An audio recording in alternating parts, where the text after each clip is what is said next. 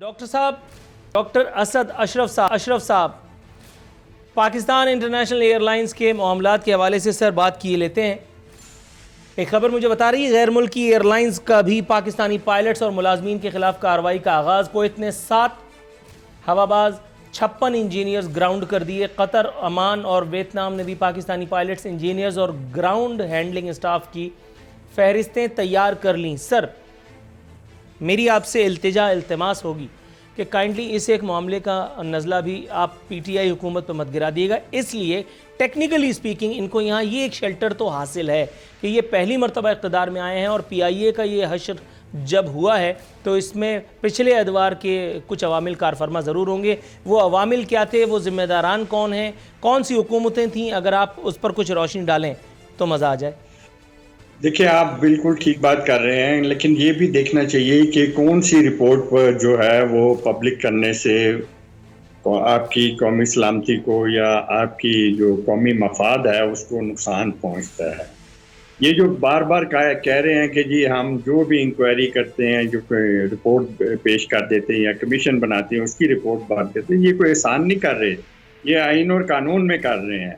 जिस तरह हुकूमत का जो है पहले प्राइम मिनिस्टर डिसीजन लेता था, बाद में एक सुप्रीम कोर्ट का डिसीजन आया कि पूरी फेडरल कैबिनेट और प्राइम मिनिस्टर जो है वो हुकूमत है और वो फैसला होगा। इसी तरह ये जो कमीशंस की रिपोर्ट्स हैं, ये बिल पास हुआ, पाकिस्तान मुस्लिम लीग नून ने पिछले दौर में पास किया था कि जो भी कमीशन और रिपोर्ट्स होगी उसकी रिपोर्ट जो है पब्लिक की जाएंगी। तो ये कोई एहसान नहीं कर रहे, वरना ये भी एक ही ये प्राइम मिनिस्टर साहब भी रोज ही मीटिंग कैबिनेट की हर मंगल को ना करते। ये एक बाइंडिंग है जो है, और ये भी बाइंडिंग है कि ये पब्लिक करते हैं रिपोर्ट। दूसरी पीआईए की आपने बात की तो उसमें जिस तरह की 30% का वो आया, आप देखें CNN से वो बात शुरू हुई और वो लोग हैरान हो गए हैं। आप तो सिर्फ ये कह रहे हैं कि 30% जो है पायलट्स की, यहाँ पर मुख्तलिफ जो हैं इंजीनियर्स, टेक्निकल ग्राउंड्स और दूसरे पायलट जो हैं जो दूसरे मिडल ईस्ट में और दूसरे मुल्कों में थे उनको बल्कि निकाल दिया है। फहरिस्तें तो दूसरे मुल्क कर रहे हैं, बल्कि इससे भी मैं बढ़ के कहूँगा अब तो पाकिस्तानी भी जो बेचारे बाहर ओवरसीज पाकिस्तानी थे, मेरे कई दोस्त हैं, वो अब फ़ोन करके कहते हैं कानों को हाथ लगा के कि हम अपनी ज़िंदगी ख़तरे में नहीं डाल सकते, अब हम पीआईए सारी उम्र पीआईए में फैमिलीज़ को लेके आए हैं, अब हम उसमें नहीं आएंगे। पाकिस्तान में ये हाल हो गया है और इसकी ठीक कह रहे हैं। सिर्फ ये नहीं है, मैं आपको वाकया एक सुनाता हूँ। ये आरिफ नकवी वजीर आला बना था जिस दिन, और उस दिन Peoples Party state guest house में प्राइम मिनिस्टर के साथ आसिफ अली जरदारी साहब भी थे। मैं उस वक्त as a cardiologist prime minister को ऑफिशियल ड्यूटी दे रहा था। आप यकीन करें, वहाँ जितने भी MPs वहाँ पर आए पंजाब असम्बली के, वो सारे एक नहीं, दो नहीं, तीन, चार मेरे सामने नजरों के फैक्स मशीनों में से कराची पीआईए हेडक्वार्टर से बड़ी बड़ी पोस्ट की जो डायरेक्ट अपॉइंटमेंट थी वो उस वक्त हुई है, लेकिन वो फिर भी हुकूमत नहीं बना सके और वहाँ पर रोना शुरू किया पीपल्स पार्टी के कारकुनों ने स्टेट गेस्ट हाउस लाहौर में कि एक बारी फिर पुटो मर गया है। मखदूम साहब नहीं वजीर आला हुए, आरिफ नकवी साहब हो गए। ये चश्मदीद आंखों ने as a doctor cardiologist to the prime minister ये सीन देखे हुए हैं। और फिर वही लोग जो अपॉइंटमेंट लेटर PRO और इस तरह के लेके आए थे 2002 की असेंबली में, कई दोस्त मेरे पंजाब असेंबली में मेरे कुलीग बन गए और जो आजकल नेशनल असेंबली में भी हैं। ये वो लोग हैं जो थोड़ा तवक्कुफ कीजिएगा आजिज दाबरा साहब। सर, मैं दूसरा सवाल दागने के चक्कर में था, लेकिन यहाँ मेरा ख्याल है कि आपको वजाहत की ज़रूरत पेश आ गई है, अगर आप वजाहत फरमाना चाहें। देखिए नूरुल आरिफिन साहब, ये वजाहतें अपनी जगह पे मौजूद है, मैं वजाहत दूंगा और माजी की वजाहत लेंगे तो आज के हुक्मरानों की जो अवाम दुश्मन जो आपके अमल है ना, वो उसमें ढक जाएंगे और छुप जाएंगे। मेरे कहने का मकसद ये था कि माजी में 200% काम गलत हुआ और आपको स्पेस मिला एक थर्ड पार्टी के तौर पर, मगर इशू ये है कि जब प्राइम मिनिस्टर आप पाकिस्तान इस कौम के ये कहेंगे कि तब्दीली, हाँ एक काम अच्छा किया PTI ने, जिसका मैं क्रेडिट देना चाहता हूं क्योंकि हम नजरियाती सियासी लोग हैं और जो अच्छा काम मतलब अच्छा काम तो नहीं कहूं कि वो काम जो मैनिफेस्टो में ये करते रहे, नारे लगाते रहे इलेक्शन के बाद, और वो काम अमलन अगर कर रहे हैं तो उसका क्रेडिट में आपके प्रोग्राम की तरफ से पीटीआई को दे रहा हूं कि वो जो रेट लगाई हुई थी सुनामी सुनामी सुनामी, और सुनामी जो है वो दुनिया की तारीख में इंसान दुश्मनी के नाम पे तो मौजूद है मगर उससे इंसानी तरक्की कभी नहीं हुई। तो सुनामी तो कम से कम इन हुक्मरानों ने यहाँ पर आके खड़ी कर दी है। और जिस मुल्क के प्राइम मिनिस्टर जो है वो फ्लोर ऑफ द हाउस ये खातमुन नबीयुन ना कह सके नबी करीम सल्लल्लाहु अलैहि वसल्लम को, और जिसके प्राइम मिनिस्टर ये कहें फ्लोर ऑफ हाउस से कि 13 मार्च को जब पहला लॉकडाउन हुआ था, पाकिस्तान के अंदर किसी ऐसी यूनियन काउंसिल नहीं है जिसमें 13 मार्च को लॉकडाउन लगा हो। 23 मार्च को जरूर सूबा सिंध ने लॉकडाउन की बात की है मगर उसकी भी उन्होंने वजाहत नहीं की कि ये गलती से कह गए या क्या कह गए।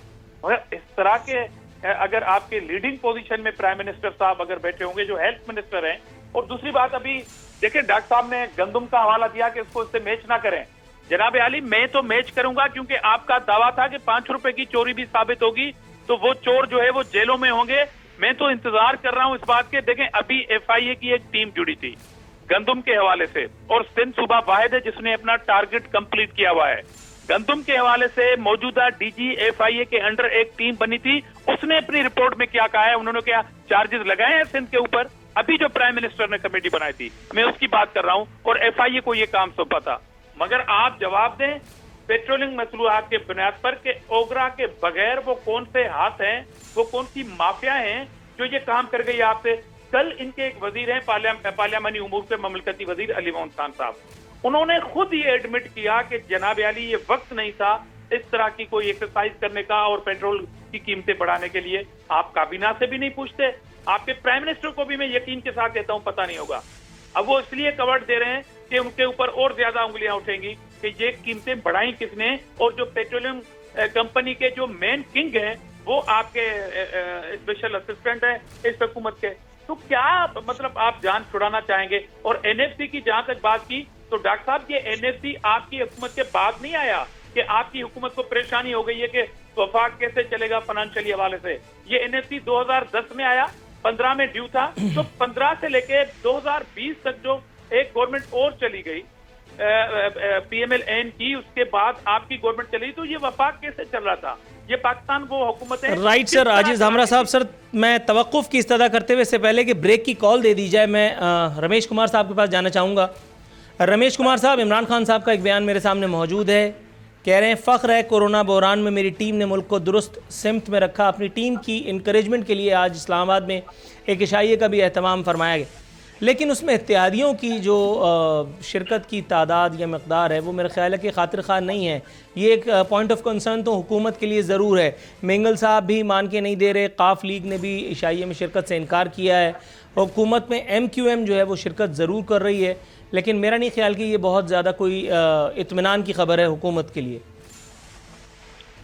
नूरुल आफरीन, आपके क्वेश्चन के ऊपर पहले डायरेक्ट आऊँगा, मगर उससे पहले जो मेरे भाई ने बात की है मैं चाहूँगा कि उसका भी जवाब दूं कि उन्होंने बात की गंदम के हवाले से। आज भी गंदम के हवाले से जो केसेस चल रहे हैं वहाँ पे सबसे ज़्यादा जो गंदम के जो नैब के अंदर जो केसेस हैं जिसमें लोगों को पैसे दिए गए हैं, गंदम नहीं ली गई है, वो बंदे आज सिंध के अंदर गिरफ्तार हैं। ऐसे नहीं है, मगर मैं इल्ज़ाम बाजी में कम जाता हूँ। मैं क्या चाहता हूँ कि आप ऐसी सियासत नहीं होनी चाहिए कि कभी उर्दू स्पीकिंग की सियासत हो, कभी पंजाब की सियासत हो, कभी सिंध की सियासत हो, कभी बलूचिस्तान की सियासत हो।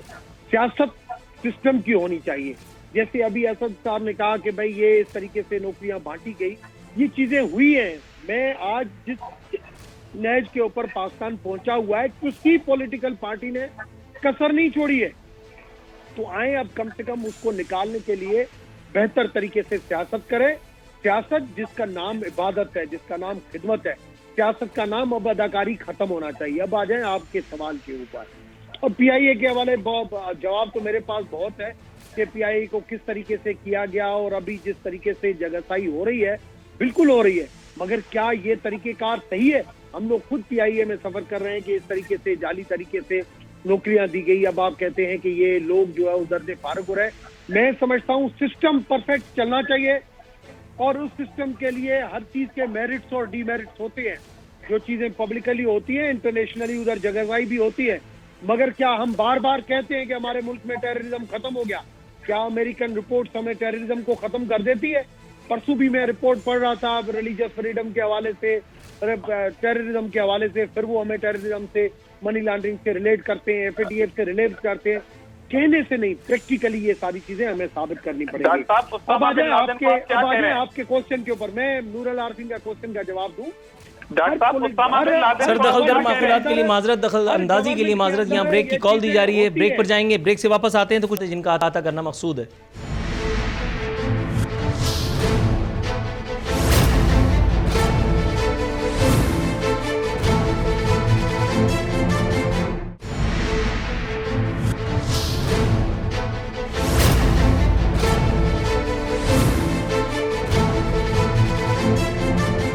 वेलकम बैक नाजरीन, मस्तूर हमारे मेहमान हमारे साथ मौजूद हैं।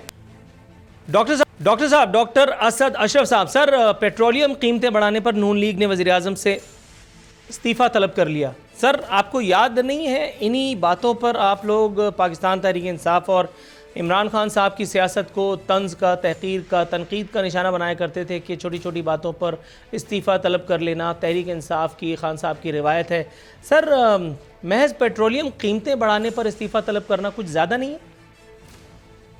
देखिए, ये सिर्फ पेट्रोलियम की बात नहीं है। जिस नहज पे पाकिस्तान की इकॉनमी को पहुंचा दिया गया और जो स्टेट ऑफ अफेयर्स हैं गवर्नमेंट ऑफ पाकिस्तान की, आप देखें कि पहले से हुकूमत को आगाह कर दिया जाता है कि ये क्राइसिस आने वाला है। 1.5 माह पहले 28 मई को बता दिया जाता है, लेकिन कोई एक्शन नहीं लिया जाता। असल में ये क्योंकि सिलेक्शन के थ्रू आए हैं, सिलेक्टेड हैं, इसीलिए इनकी बात जो है ना नीचे ट्रांसफ़र होती है, ना ब्यूरोक्रेसी काम कर रही है, ना उससे नीचे होती है, और ना पब्लिक इनको सीरियस लेते हैं।